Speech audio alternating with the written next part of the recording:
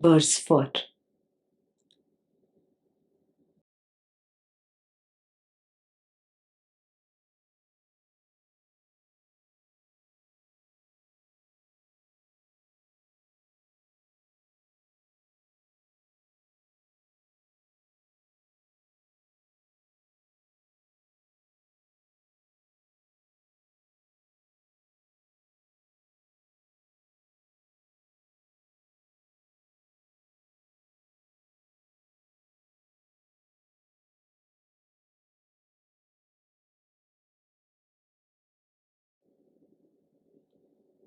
So here you continue your self-inquiry.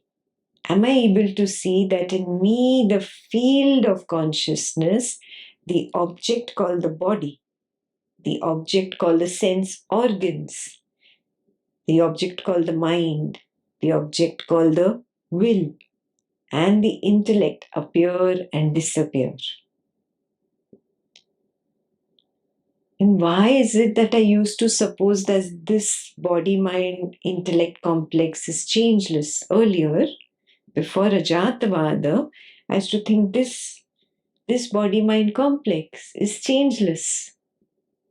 That is simply because I was not able to look at this body as an object, a separate object from I, the subject.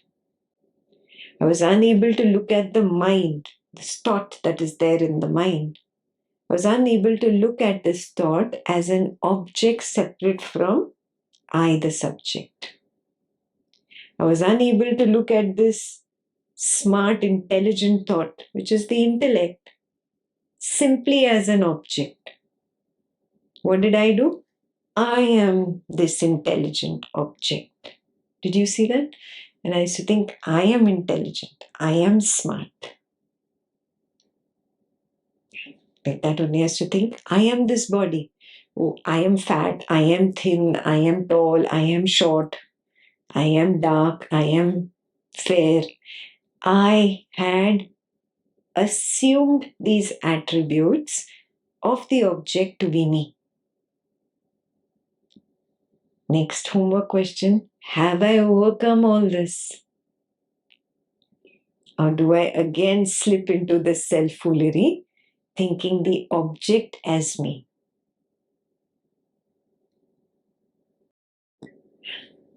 That's your next question.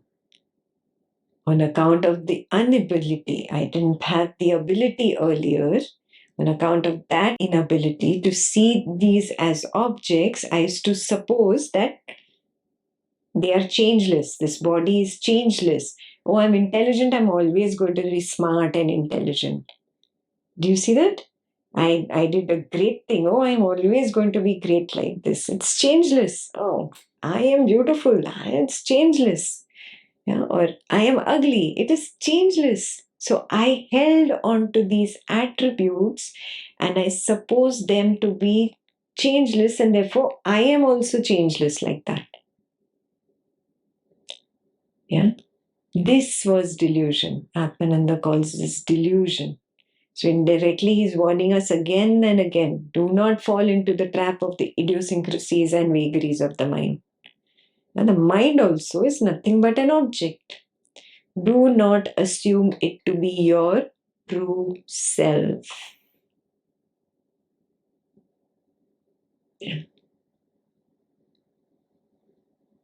Mind is not changeless. So see very clearly, it changes.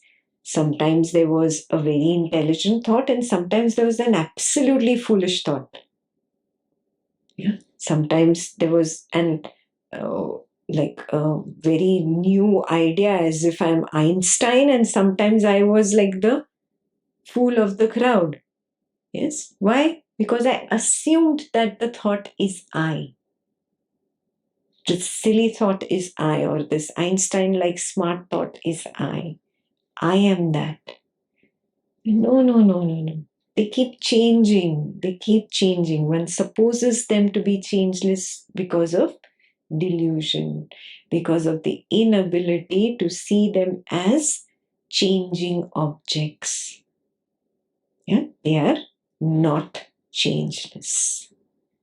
Your true self is the only thing that is changeless. So your true self cannot be that which is known, says Atmananda.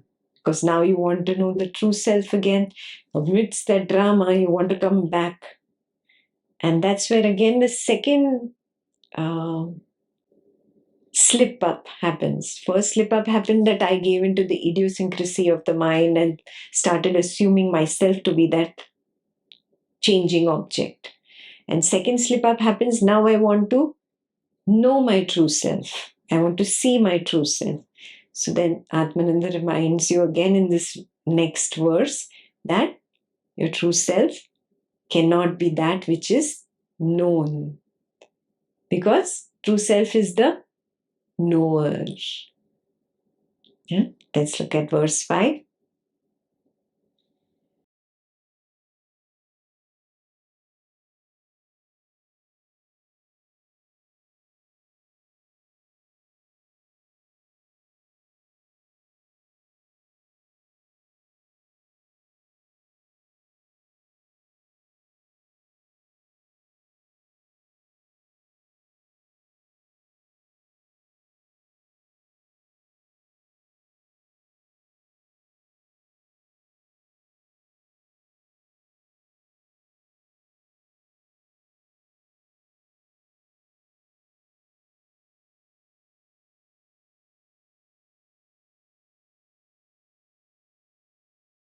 What is embodied being? Consciousness covered by the body. It is not an embodied being. Yeah, when you thought of yourself as an individual consciousness, you thought you were this little light of consciousness, small little ball. You were covered by the body. No, it is not an embodied being. Yeah? It means that it is this vast, infinite field of consciousness or knowledge itself. Yeah? It is changeless. It is not a knower, like an individual knower of the known. No, no. The known can be pointed out as an object. The knower is not an object that can be pointed out. So don't try to find the knower. Don't try to find the perceiver. That time in the moment of drama and when you are lost in the vagaries or idiosyncrasies of the mind, you cannot try to find the knower. You continue your self-inquiry that I have always been the knower of everything. I have never come under the category of the known. The body comes under the category of the known. I know when the body is healthy. I know when the body is sick. I know it because I can perceive it, just like I can perceive any other object. I can perceive the phone. Like that, I can perceive this body. It's an object. This is the known. That which knows it is the knower, but yet I cannot point towards it. Yeah? When you start really looking carefully, there is just an infinite field of awareness. You cannot point out to that field of awareness and say, this is who I am or this is where I am. There is no location. Do you see that? You cannot find the location of this field of awareness because this field of awareness is everywhere. When you are in that drama, you might start with, okay, let me use field of vision as a stepping stone. But it's not just the field of vision. Yeah? I cannot see the ice maker in the refrigerator behind me, but I heard it. So it's also my field of hearing. It's also my field of sensation because I really cannot see sensation, but I can feel sensation. Oh, it's my field of perception, sensations, thought, feeling, all of it. Oh, but it is beyond because all these are not there in the deep sleep state. Aha. So it is also beyond. Now, when you taste that in the deep sleep state also, I recognize that I was there. That is why I know there was nothing. Oh, that means there are these gaps in the waking state, which are akin to deep sleep. I, the consciousness, am purely there. I, that field, is there, even beyond the field of sight, field of sound, field of touch, field of taste, and field of smell, field of thought, field of feeling. I am that. Now, recognizing this experientially, not intellectually, not deducting it intellectually, but experientially seeing this,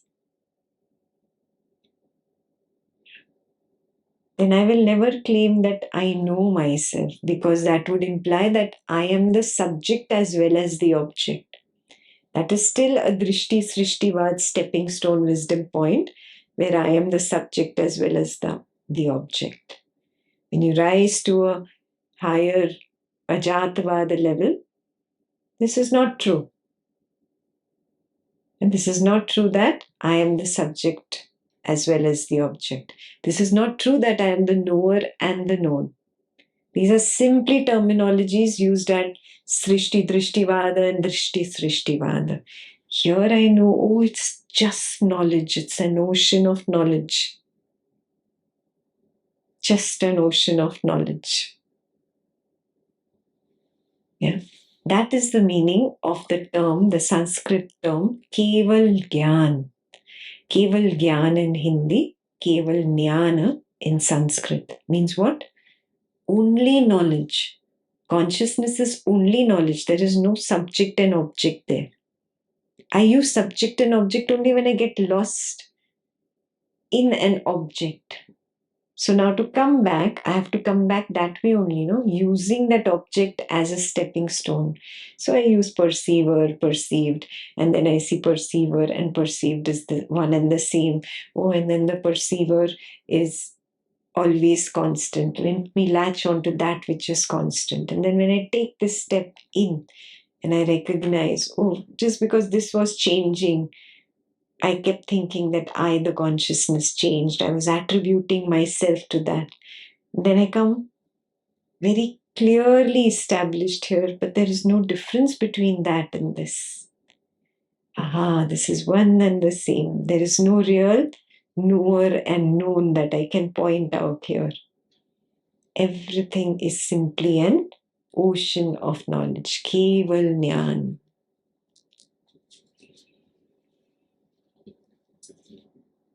Yeah? That's how you bring yourself back. Every time you get lost in the game, you bring yourself back. Every time you get lost in the game, bring yourself back to Keval Gyan. There is no separate subject and object, no separate observer and observed. There's no separate perceiver and perceived, no separate knower and known. There is only knowledge. Means that subject and object are not two. Advaitam. There's only knowledge means that the observer and the observed are not two. Advaitam. There's only knowledge means the perceiver and the perceived are not two. Advaitam. There is only knowledge means that the knower and the known are not two. Advaitam. Then you come to the final step where you recognize, oh, knowledge or knowingness or jnana is the other name for me, the field of consciousness. It's not something separate. Yeah, when you recognize this, when you come to this point, yeah, you recognize the true meaning of the words absolute or supreme.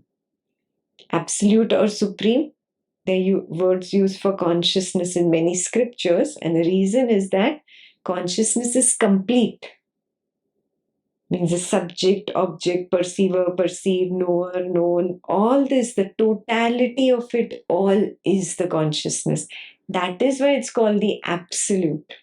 That is why it is called supreme. It is knowledge itself.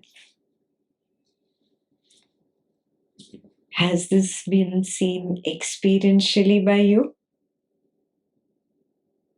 If yes, then verse 6 will be very, very clear to you.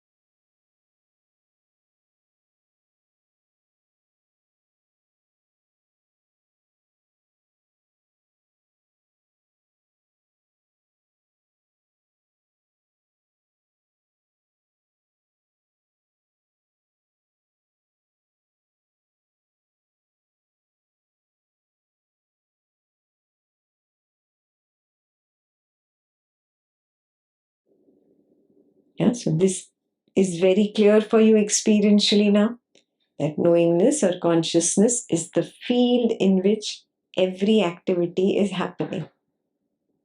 Every activity is happening. Nothing can hide consciousness. Just like on a cinema screen, there are several characters, several things, a big world out there, but none of them can really hide the white screen background. Right? Similarly, nothing hides consciousness. Consciousness is not present in people, situations, and things. In fact, people, situations, and things are present in consciousness. Just like the cinema's white background screen is not present in the hero a little bit, in the heroine a little bit, in their house a little bit. No, no, no. It is actually the hero, heroine, the film, the house, the whole film world that is present on the white background. It is not even right to say that they are present there. A better word would be that they seem to appear there.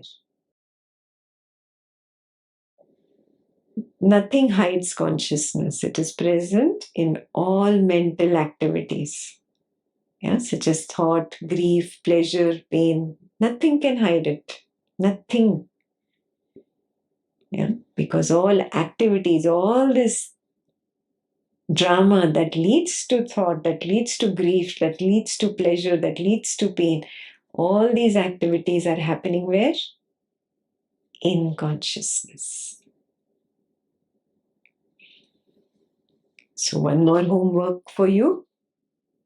Am I able to see that all activities at home, in office, in the social circle, in my Advaitin circle, they are all appearing in consciousness? If this is not happening yet, moment to moment, if it is not happening yet, moment to moment, then I have missed some important point. There is a loose brick in my foundation. So, Atmananda reminds you why you started this journey in the last two verses. Let's look at verse 7.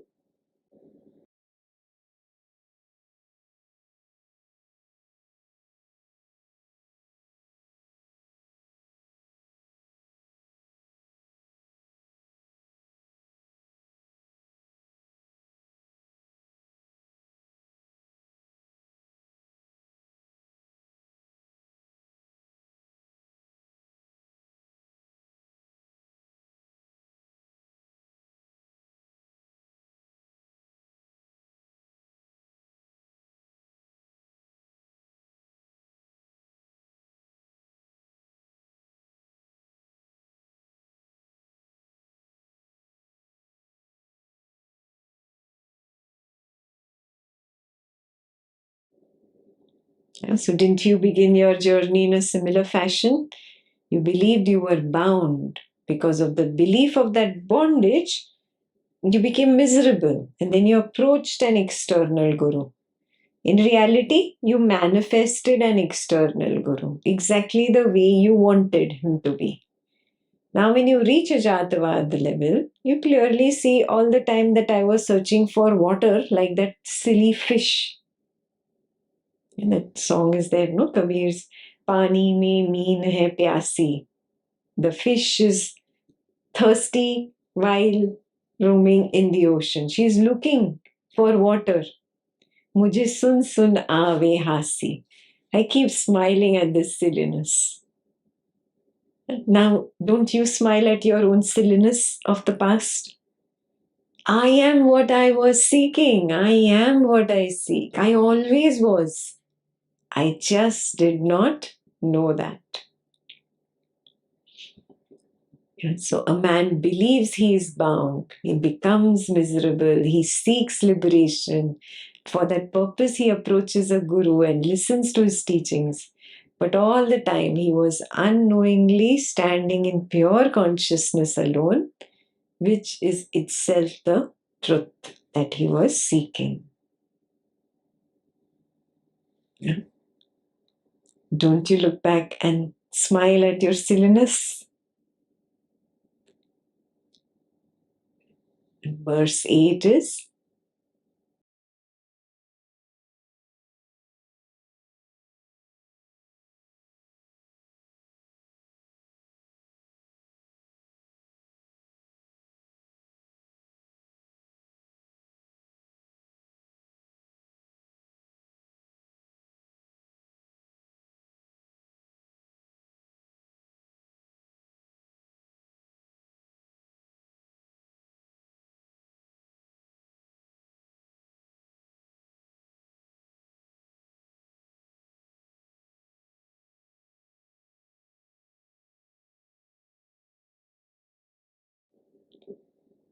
yeah. And now that you have become fully aware of your truth, aren't you free? Don't you feel that, oh, I was so silly that I thought I was bound? Even bondage was simply a thought and it gave rise to a feeling. Feeling is also a thought. Product of thought is thought. Yeah. Product of thought is thought. Feeling is thought. Object of perception is a product of thought. Product of thought is thought. Perception is a thought. Oh, all of this is what? Is nothing but thought. And what is thought? Thought is nothing else but that wave that dissolves into me and arises from me. I am that which I call thought. Thought is also me, the consciousness. Everything is me, everything points towards me. Oh, how silly I was, like a fish in the water, looking for water, thirsting for water. I am water.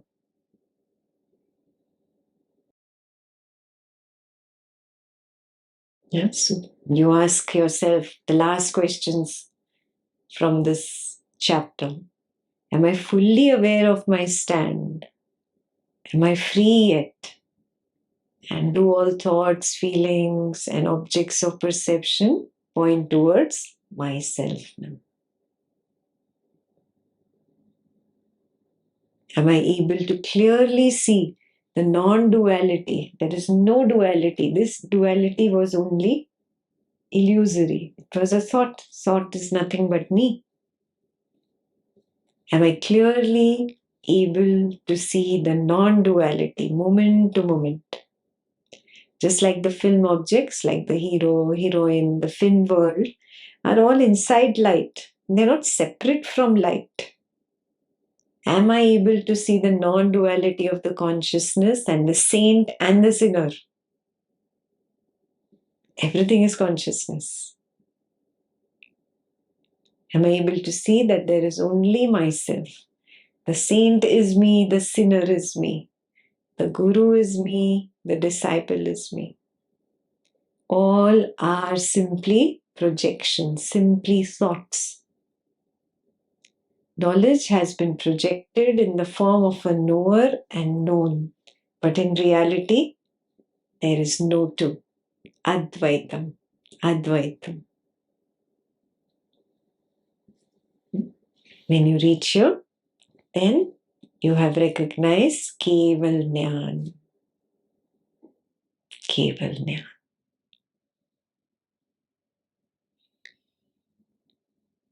Okay. completes the chapter.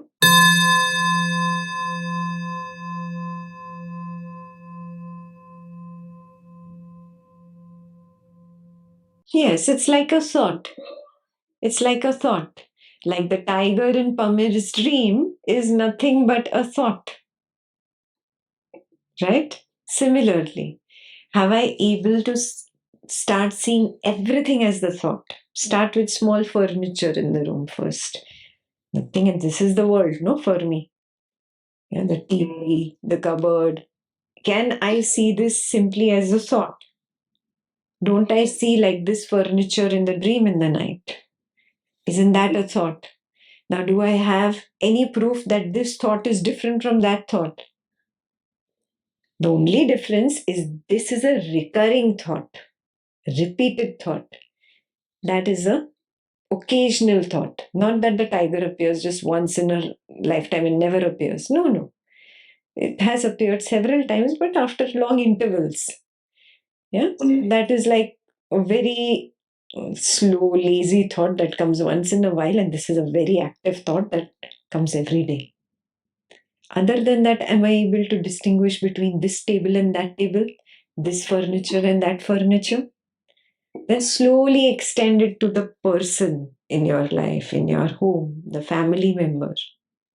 Same person appears in my dream also many times. Yeah. But that, again, lazy thought, not every day, not recurring, not repeated. Here it is repeated, recurring, ceaseless, non-stop. Except when the person goes on a vacation without me and I get a break. Yes? But both are thoughts. Both are thoughts. Where is the proof that it is anything other than a thought?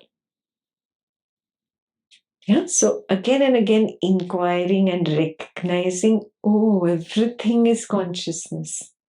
Everything is consciousness.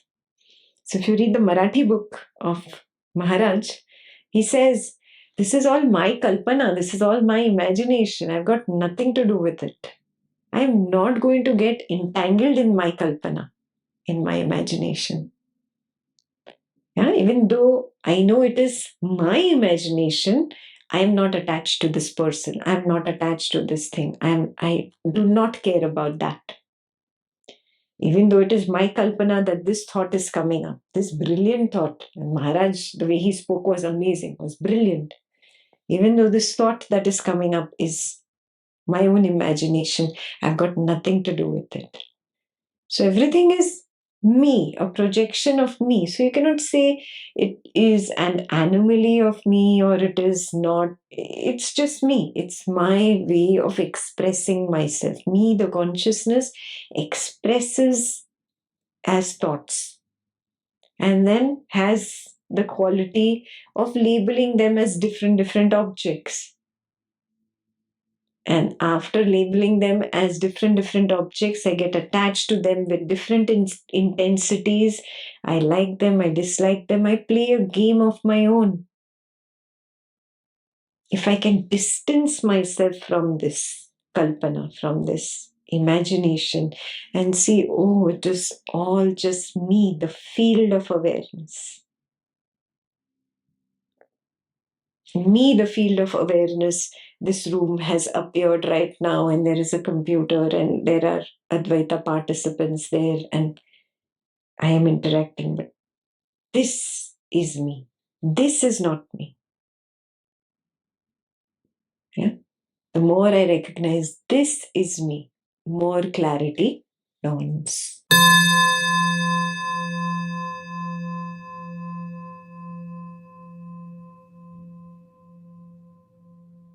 So I see myself as an ocean of knowledge. So it's like 0, 1, 0, 1, code for all potentiality. But there is no thing in it. It's just like inside a seed. If we break open, there is nothing, but there is the potentiality, just like that, and the potentiality. Sometimes one part lights up, sometimes another 0, 1 lights up, sometimes nothing lights up. So it's and even the and there is another code for another 0, 1 that encodes a thought saying that is past, this is future, join things. So that's why all the past, present, future, any perception, everything is already present in this code. And I am that now. Yes, perfect. Perfect. It's just like you're reading a book, you're reading Maharaj's book. We are on chapter 18, and I am that. There's so many chapters. Yes, the end of the story is already present, but I am going through it slowly. So when I'm going through it slowly, I am calling this going through it time. It's not time really. All of it is present right now, right here. So there is actually just a right now, right here. These different codes, you are going through those codes and you are assuming them to be time. Just a game. Just a game that I am playing with myself. And the reason why does it light up? It's just you mentioned one sentence: the wave is inherent in the ocean. So just like that, for no reason, it just like that lights up. Yes, yes, exactly. It's just like the waves in the ocean. Just like any game, in a game, some particular thing is supposed to happen at that moment. That's it. There is no perfect object that you can point out. This is the cause of this. No, there's absolute randomness there. There is no cause and effect.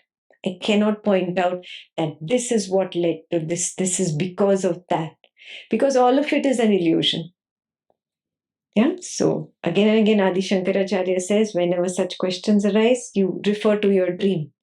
Can I point out the cause of that tiger in the dream? All your arguments fall flat on their face. So the dream, Swapna Nidra Jnana, will help you the most here.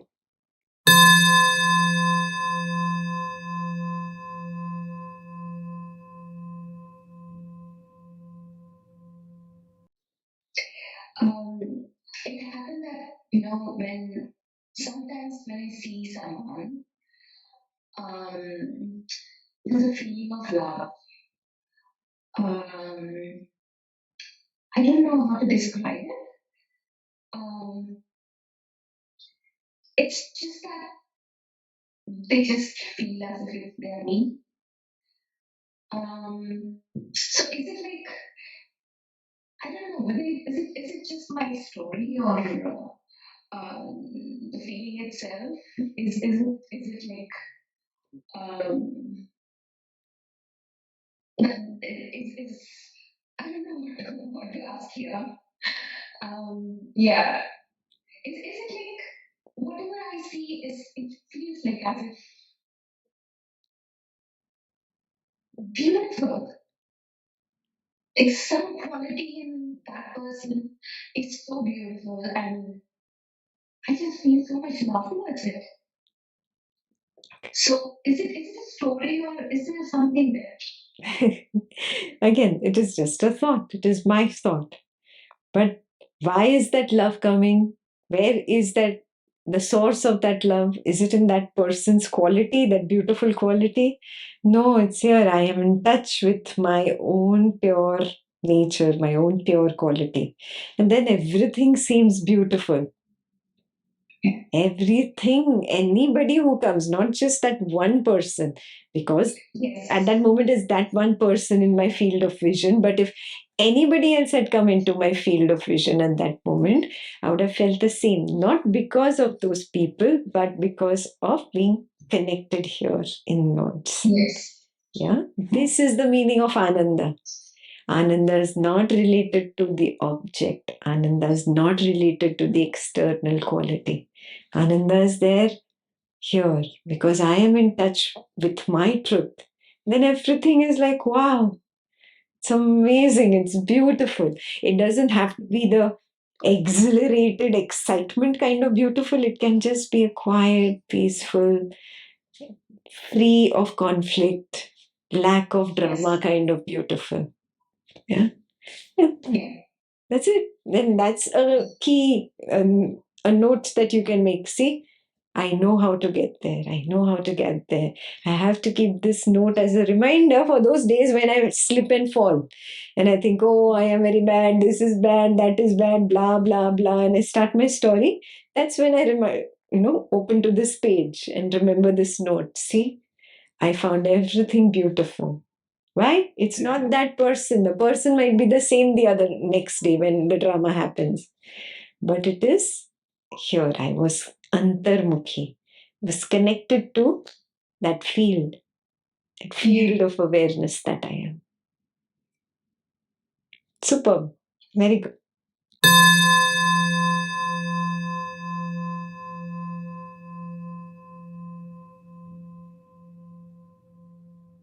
When the I dissolves in consciousness, the world is gone. It doesn't mean that the perception is gone and I become blind or I cannot hear, I cannot smell, I cannot taste. I just don't see it as a separate world from I, because the perceiver and the perceived have merged. It's not that the perceiver and perceived have disappeared. I recognize it all as H2O. I don't see it as the ocean and the wave anymore. I see it as H2O. The ocean is still there, the wave is still there, but the way I see it has changed. Very clear? So it's not that suddenly all this lights, camera, computer, TV, furniture is going to disappear. No. It's exactly the way it happens in those gaps where there is no I. Many times the I just drops. You have no consciousness of the body called Pamir. Yeah? You just don't have any consciousness of the I at all. There is nobody in the house. You're just by yourself.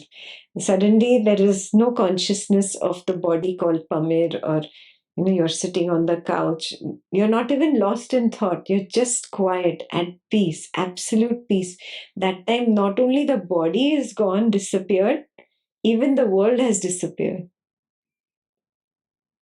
There's just a peace. And then you come back into the body and that feeling of I am sitting on the couch and this room is there. Yeah? So again, it happens. Again, you disappear. And it's a sadhana that Maharaj says. Yeah, it's called Nisargadatta sadhana. I plan to do it as a weekend session. There's a small book by Maharaj, Nisargadatta sadhana. We just recognize there is no I, there is nothing. That sense of I is where you start, and then you notice that sense of I-ness drops. There's no I-ness. There is just an isness. Yeah? And in that isness, there's nothing else. The furniture also disappears. Not that it disappears from my sight, not that I cannot see it, but it disappears as that which is seen as an object. It disappears. The seer and the seen both disappear, they merge. Yeah, there's simply a field of consciousness, simply a field of awareness, of beingness, of isness. The isness without the I, the isness without it. Yeah? There is no I, there is no you, or there is no I, there is no it.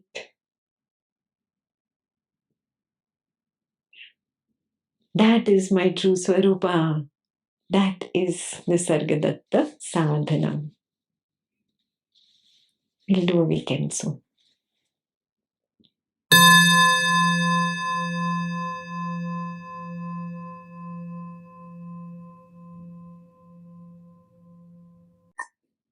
I remember a quote. Sorry, I don't remember who the sage was in this quote, but a disciple, a beginning disciple asked the master, "How does it feel like to be a sage?" So, to help him understand, the master said, suppose you are listening to a person narrating a story, but your mind is elsewhere. That's how the world feels like to a sage. Aha, beautiful. Superb. Yeah. those boring lectures in college or school, and you just did not like that subject. Yeah, the teacher's going on teaching. Not that the teacher has disappeared or the classroom full of classmates has disappeared. Everything is there, but you're not there. Yeah, just like that. A boring lecture. So it goes on. Like Maharaj says, no, what have I got to do with this Kalpana? The Kalpana goes on. It's a boring lecture, the same boring story. And it really is, no? Every day you do the same thing, the same cleaning, the same cooking, the same grocery shopping, same kids, same house, same. You add one little variety and you feel so great. See, I am great. I added one variety. I moved into a new house, new job, new place. Hurry, but it's the same thing. You're fooling yourself. Wake up. The same boring lecture, the same boring teacher. Beautiful example. Nice way to remember it.